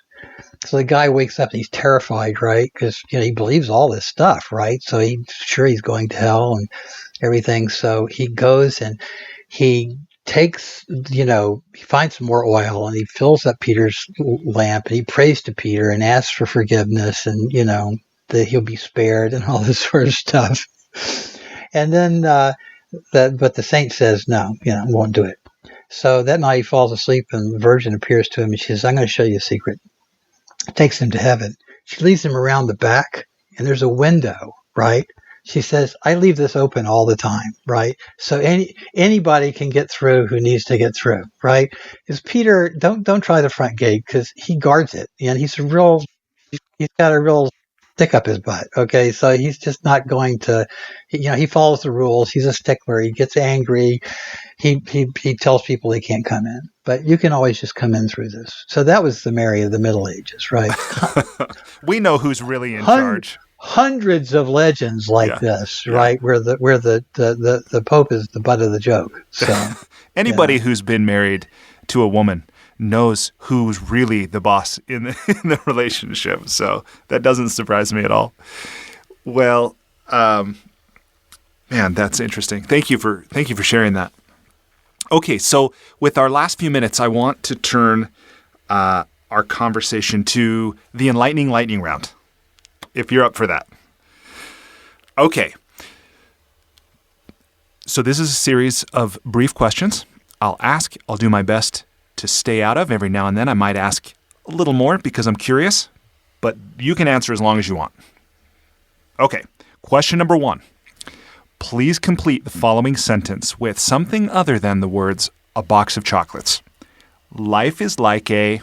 garden.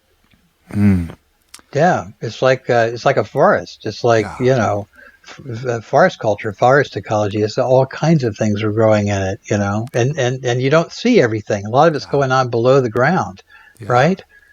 Yeah, and beautiful. Everything goes into it. Sunlight, rain, birds coming and going, insects cross-pollinating. It's a very, very rich and complex tapestry in which, we can participate, but we're not in charge of it. Mm-hmm. So we're living a life, right? And we've been gifted with a life. And, we have some volition and control in our own lives, but we're ultimately not in charge of life itself, right? Mm-hmm. Certainly not the lives of all other beings, right? And we only have this life briefly, housed, in this body, and then it goes back to the greater life, and then we live again. Beautiful. Okay, number 2. What's something at which you wish you were better? Oh my gosh, so many things. Balancing my checkbook. Things I wish I was better at. My mother is a visual artist and very talented visual artist. My son inherited from his grandmother and his other grandmother too, is a costume designer and also a wonderful artist. Has inherited that ability, and my daughter too, but not me. Like it sort of skipped a generation. So I would love to be able to carry around the sketchbook instead of just a journal. Like words are my art form, but I long for the ability. Like I see something beautiful, and a person, an animal, a tree, a landscape, and I just yearn to be able to capture it. I can't do it. So I would wish I were better at that. Right on. Well, you do pretty well with words. Well, it's what I have. Yeah. All right. Number 3. If you were required every day for the rest of your life to wear a T-shirt with a slogan on it, or a phrase, or a saying, or a quote, or a quip, what would the shirt say? Well, one of two things. It would have an arrow pointing downward and say, I'm with her. Okay. Or at the planet or whatever, or I think it would say, it's like this slogan I've had for years, even before the apparition started, I was already, writing articles for like the Washington Post on this theme. It's been sort of a continuous thing for the past 15 years or so. Ecology, not theology. Like that really is my, sort of the essence of my way of thinking. We've become very wrong-headed with these ideas that aren't, ideas about human beings and what human beings are supposed to value and what they're supposed to believe. And it often has no relation whatsoever to the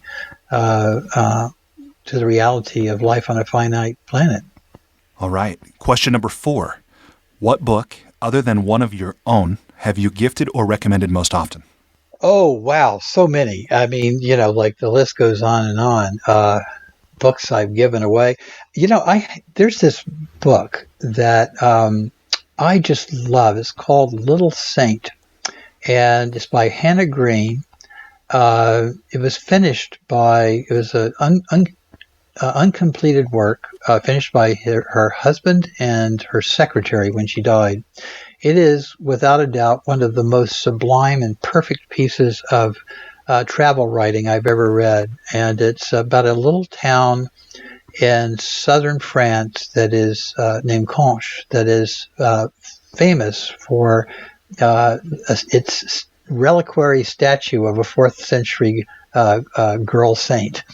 And it's as a portrait of the townspeople and their beliefs and their customs and whatnot. It's just such an extraordinary piece of writing. I mean, she's one of those people where, she had died years before I ever read this book. I discovered it at a library sale, right? A used copy, and I just consumed it, and then I gave it to everybody I knew.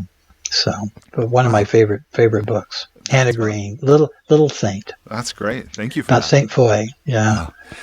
Okay, number 5. So you travel a lot. You've traveled a lot. What's one travel hack, meaning something you do or something you take with you to make your travel less painful or more enjoyable? Oh, it's easy. My rosary. I noticed you've got a set of mala beads around your neck, right? Yeah, that's right. Yeah.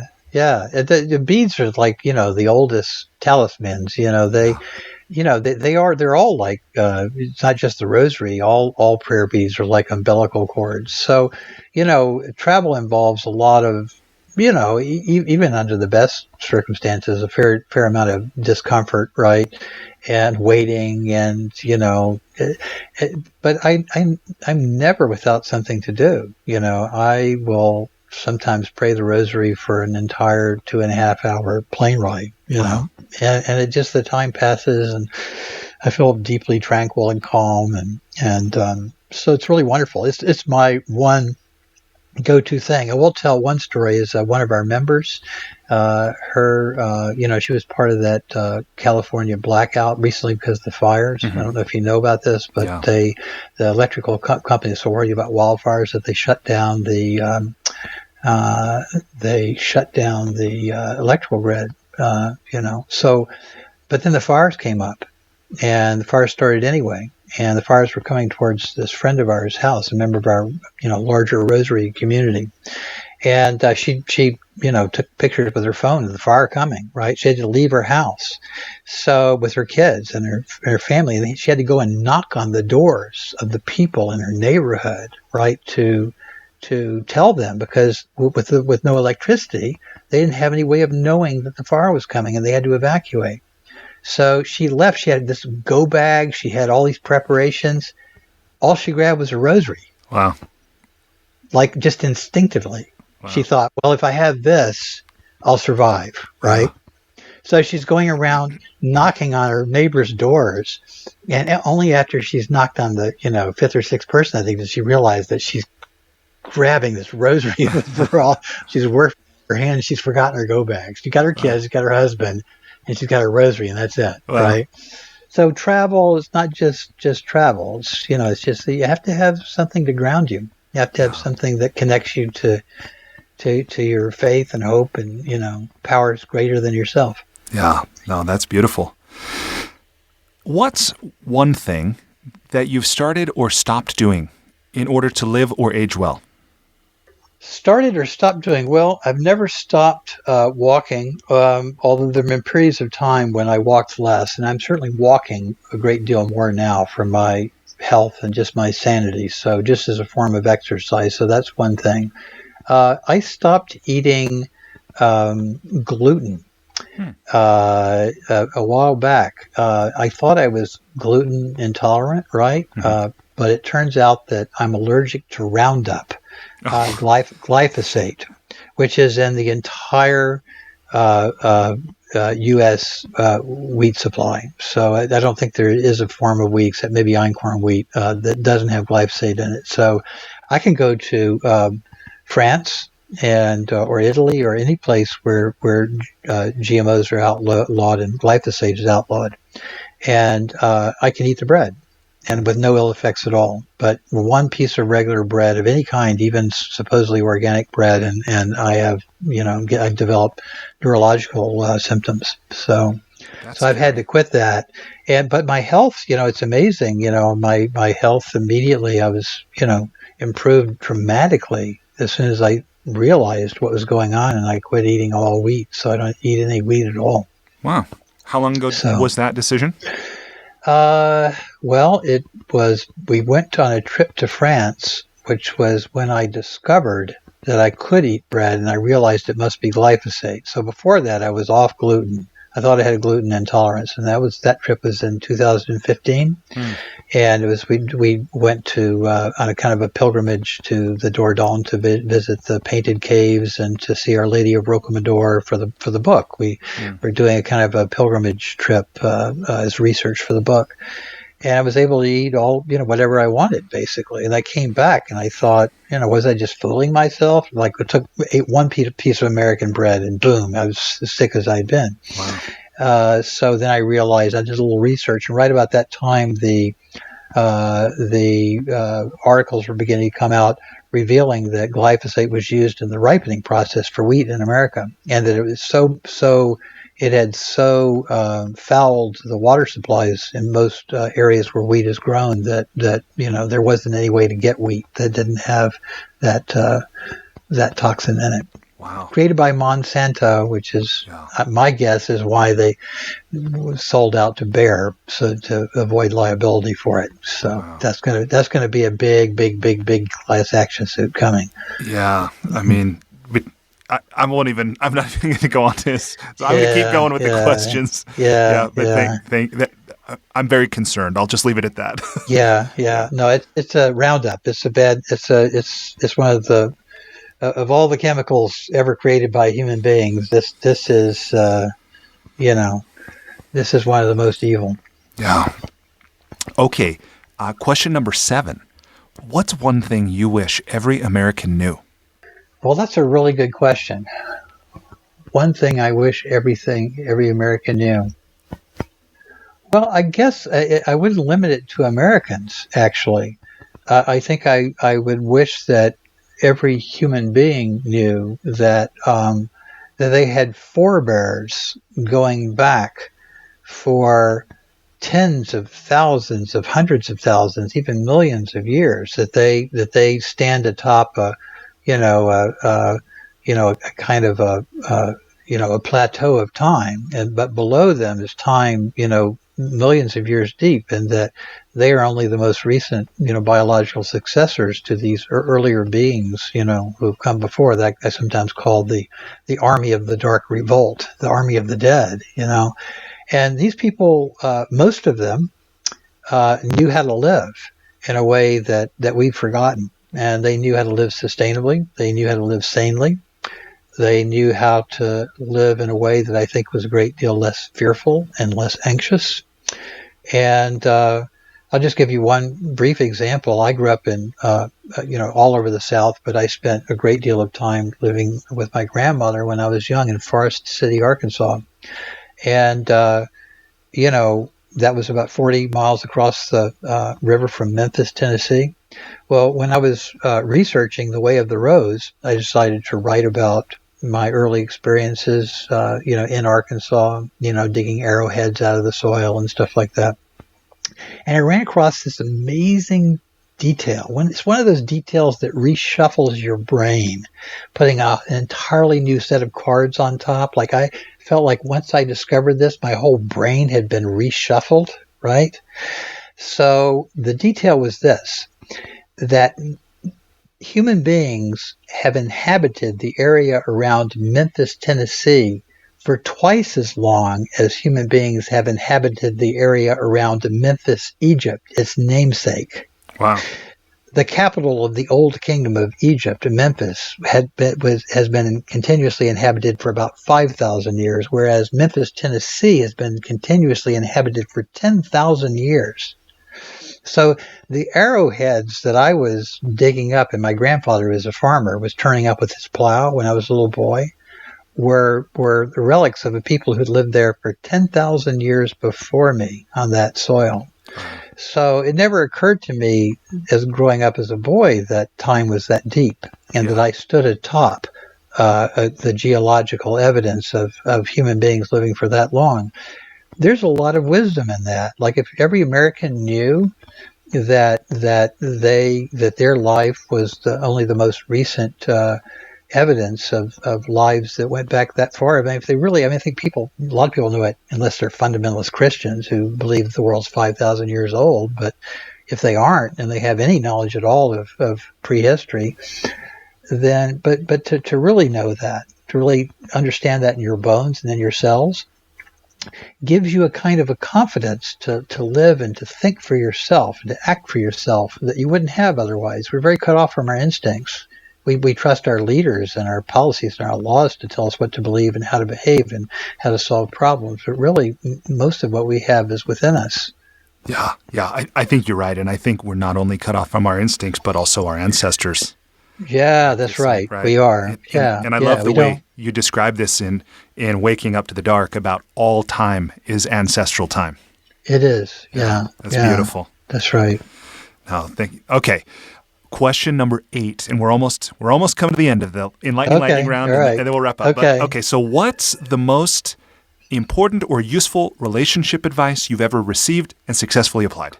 Well, I mean, I think, I did not grow up in a family where we communicated with one another, in a I think a really meaningful, emotionally intelligent kind of way. And I have learned from my wife how to do that. And, she's been my sort of principal patient, mostly patient teacher about that. So, I think the most valuable lesson I think I've ever received from her, which is that, it's better to say what you're thinking or feeling, than to just hold it inside. And I grew up, in a down south in a male culture where men oftentimes didn't say what they felt, didn't even acknowledge they had feelings, right? Or were motivated by feelings, or that feelings, had a bearing on their decisions, even though they did. And so for me to, begin to sort of be able to communicate my feelings and in a relationship and communicate, it's been,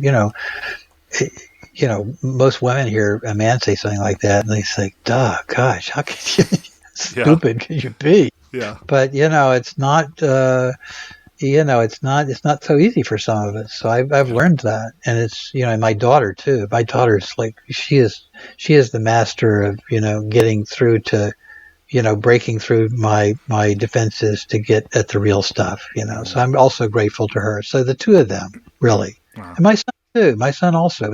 He was raised by, his sister is older than him.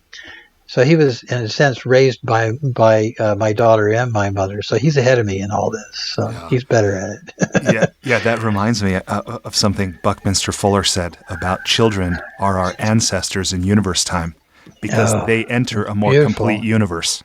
Oh, wonderful. I've never heard that. I love that. They're not our ancestors, are our elders. Children are our elders in universe time. So, that's beautiful. Yeah. Okay, so aside from compound interest, what's the most important or useful thing you've ever learned about money? Or what's something you're sure to always do or never do with it? Well, no, the thing I've learned about money is that if I give myself fully to my passion, to what I really believe, and in faith and trust, that the money comes and the money manifests for whatever it is I need to do. Whereas the more I agonize about money or worry about money, as I learned to do in my family pretty much growing up, then the worse things are. Jesus said a lot of really smart things. One of the smartest things he said, I think, was, to him that hath more shall be given, and to him that hath not, even that little which he has shall be taken away. And that always seemed kind of punitive and weird to me. And I, growing up, hearing that in church, I think I sort of rejected the idea of it. It took a long time to realize that he was talking about faith, and that if you have a little bit of faith, right, then you get more faith. And if you have a little bit of gratitude, you get more reason for feeling gratitude.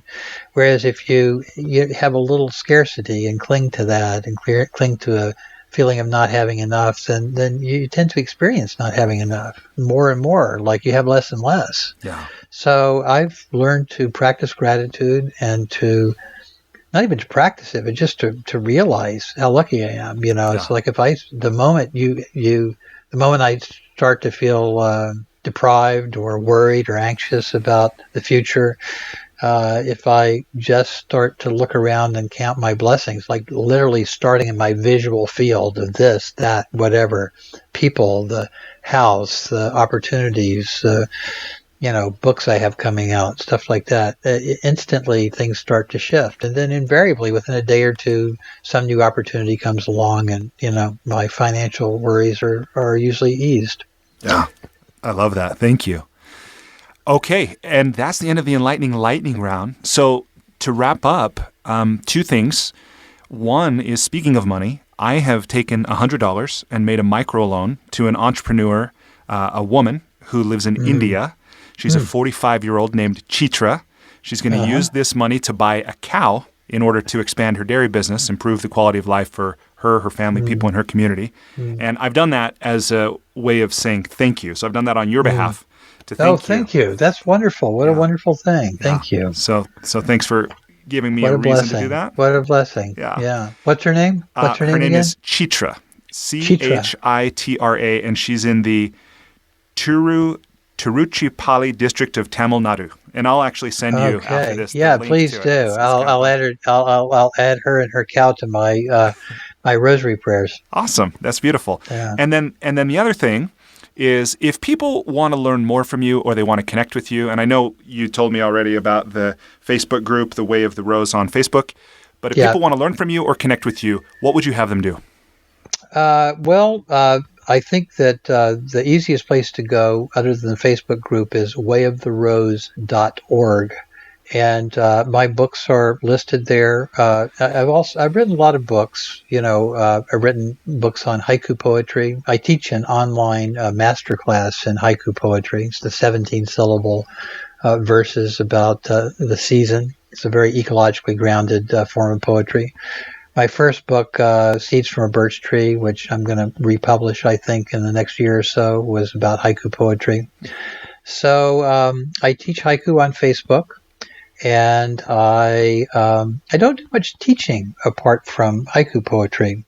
Mostly I try to encourage people and help people, connect with these ideas. Most of our activity nowadays is directed towards Way of the Rose. I mean, we're an eco-feminist rosary group, basically.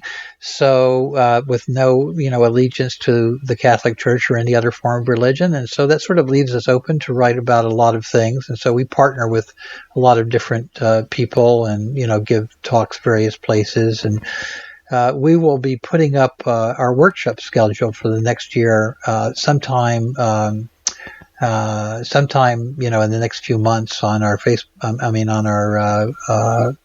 our website. We are teaching a retreat on the Way of the Rose at Rowe Conference Camp and Conference Center in Massachusetts in February.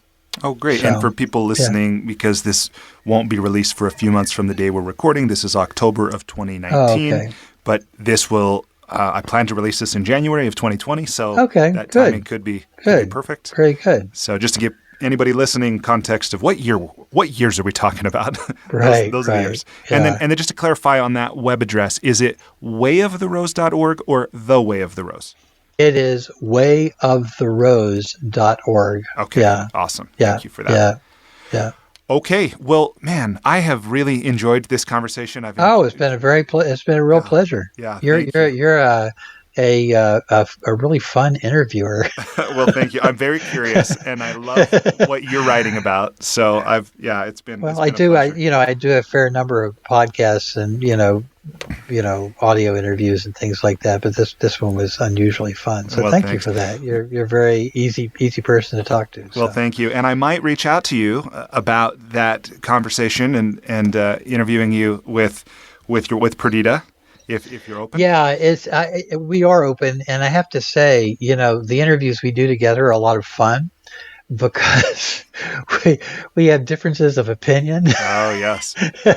and it's fun. Like, I mean, just talking recently, we were doing something and somebody was asking what it was like to write the book together, and that alone, like, if you want a really fascinating conversation about process, our process for writing this book was I think it's one thing I think is unrepeatable. Wow. But I mean, unless we work together on another book in the same way, but it was really, really something. I mean, we were both completely at the top of our game and completely out of our depth writing the kind of book we wrote. Wow.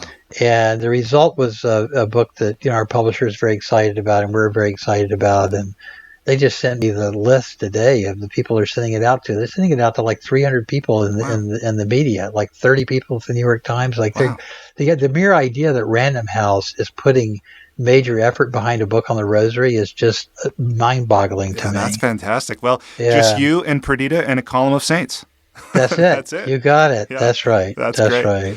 Yeah. Okay. Well, I will look forward to the time our paths cross again. And Good. Again, thank you so much for making You're all this quite time. welcome. Well, thank you so much. And just let me know when it's going to go live, and I will share it on Way of the Rose, and they'll share it with hundreds of their best friends. I love it. I will be sure to do so. All right. Thanks so much. Thanks. Take care. All right. Bye. Yeah, you too. Bye-bye. Despite living in an age where we have more comforts and conveniences than ever before, life isn't working for many people. Whether it's in the developed world, where we're dealing with depression, anxiety, addiction, divorce, jobs we hate, relationships that don't work, or people in the developing world who don't have access to clean water or sanitation or healthcare or education, or who live in conflict zones. There's a lot of people on the planet that life isn't working very well for. If you're one of those people, I invite you to connect with me at goodliving.com. I've created Life's Best Practices Breakthrough Coaching to help you navigate the transitions that we all go through. Whether you've just graduated school, you're going through a divorce, you just got married, you're headed into retirement, you're starting a business, you just lost your job, whatever it is you're facing, I've developed a 36-week course that you go through with me and a community of achievers and seekers who are committed to improving their own lives and the lives of others. So through this online program, you will have the opportunity to go deep into every area of your life, explore life's big questions, create answers for yourself in community, get clarity and accountability. If that's something you're interested to learn about, I invite you to contact me directly at brian@brianmiller.com or by visiting goodliving.com.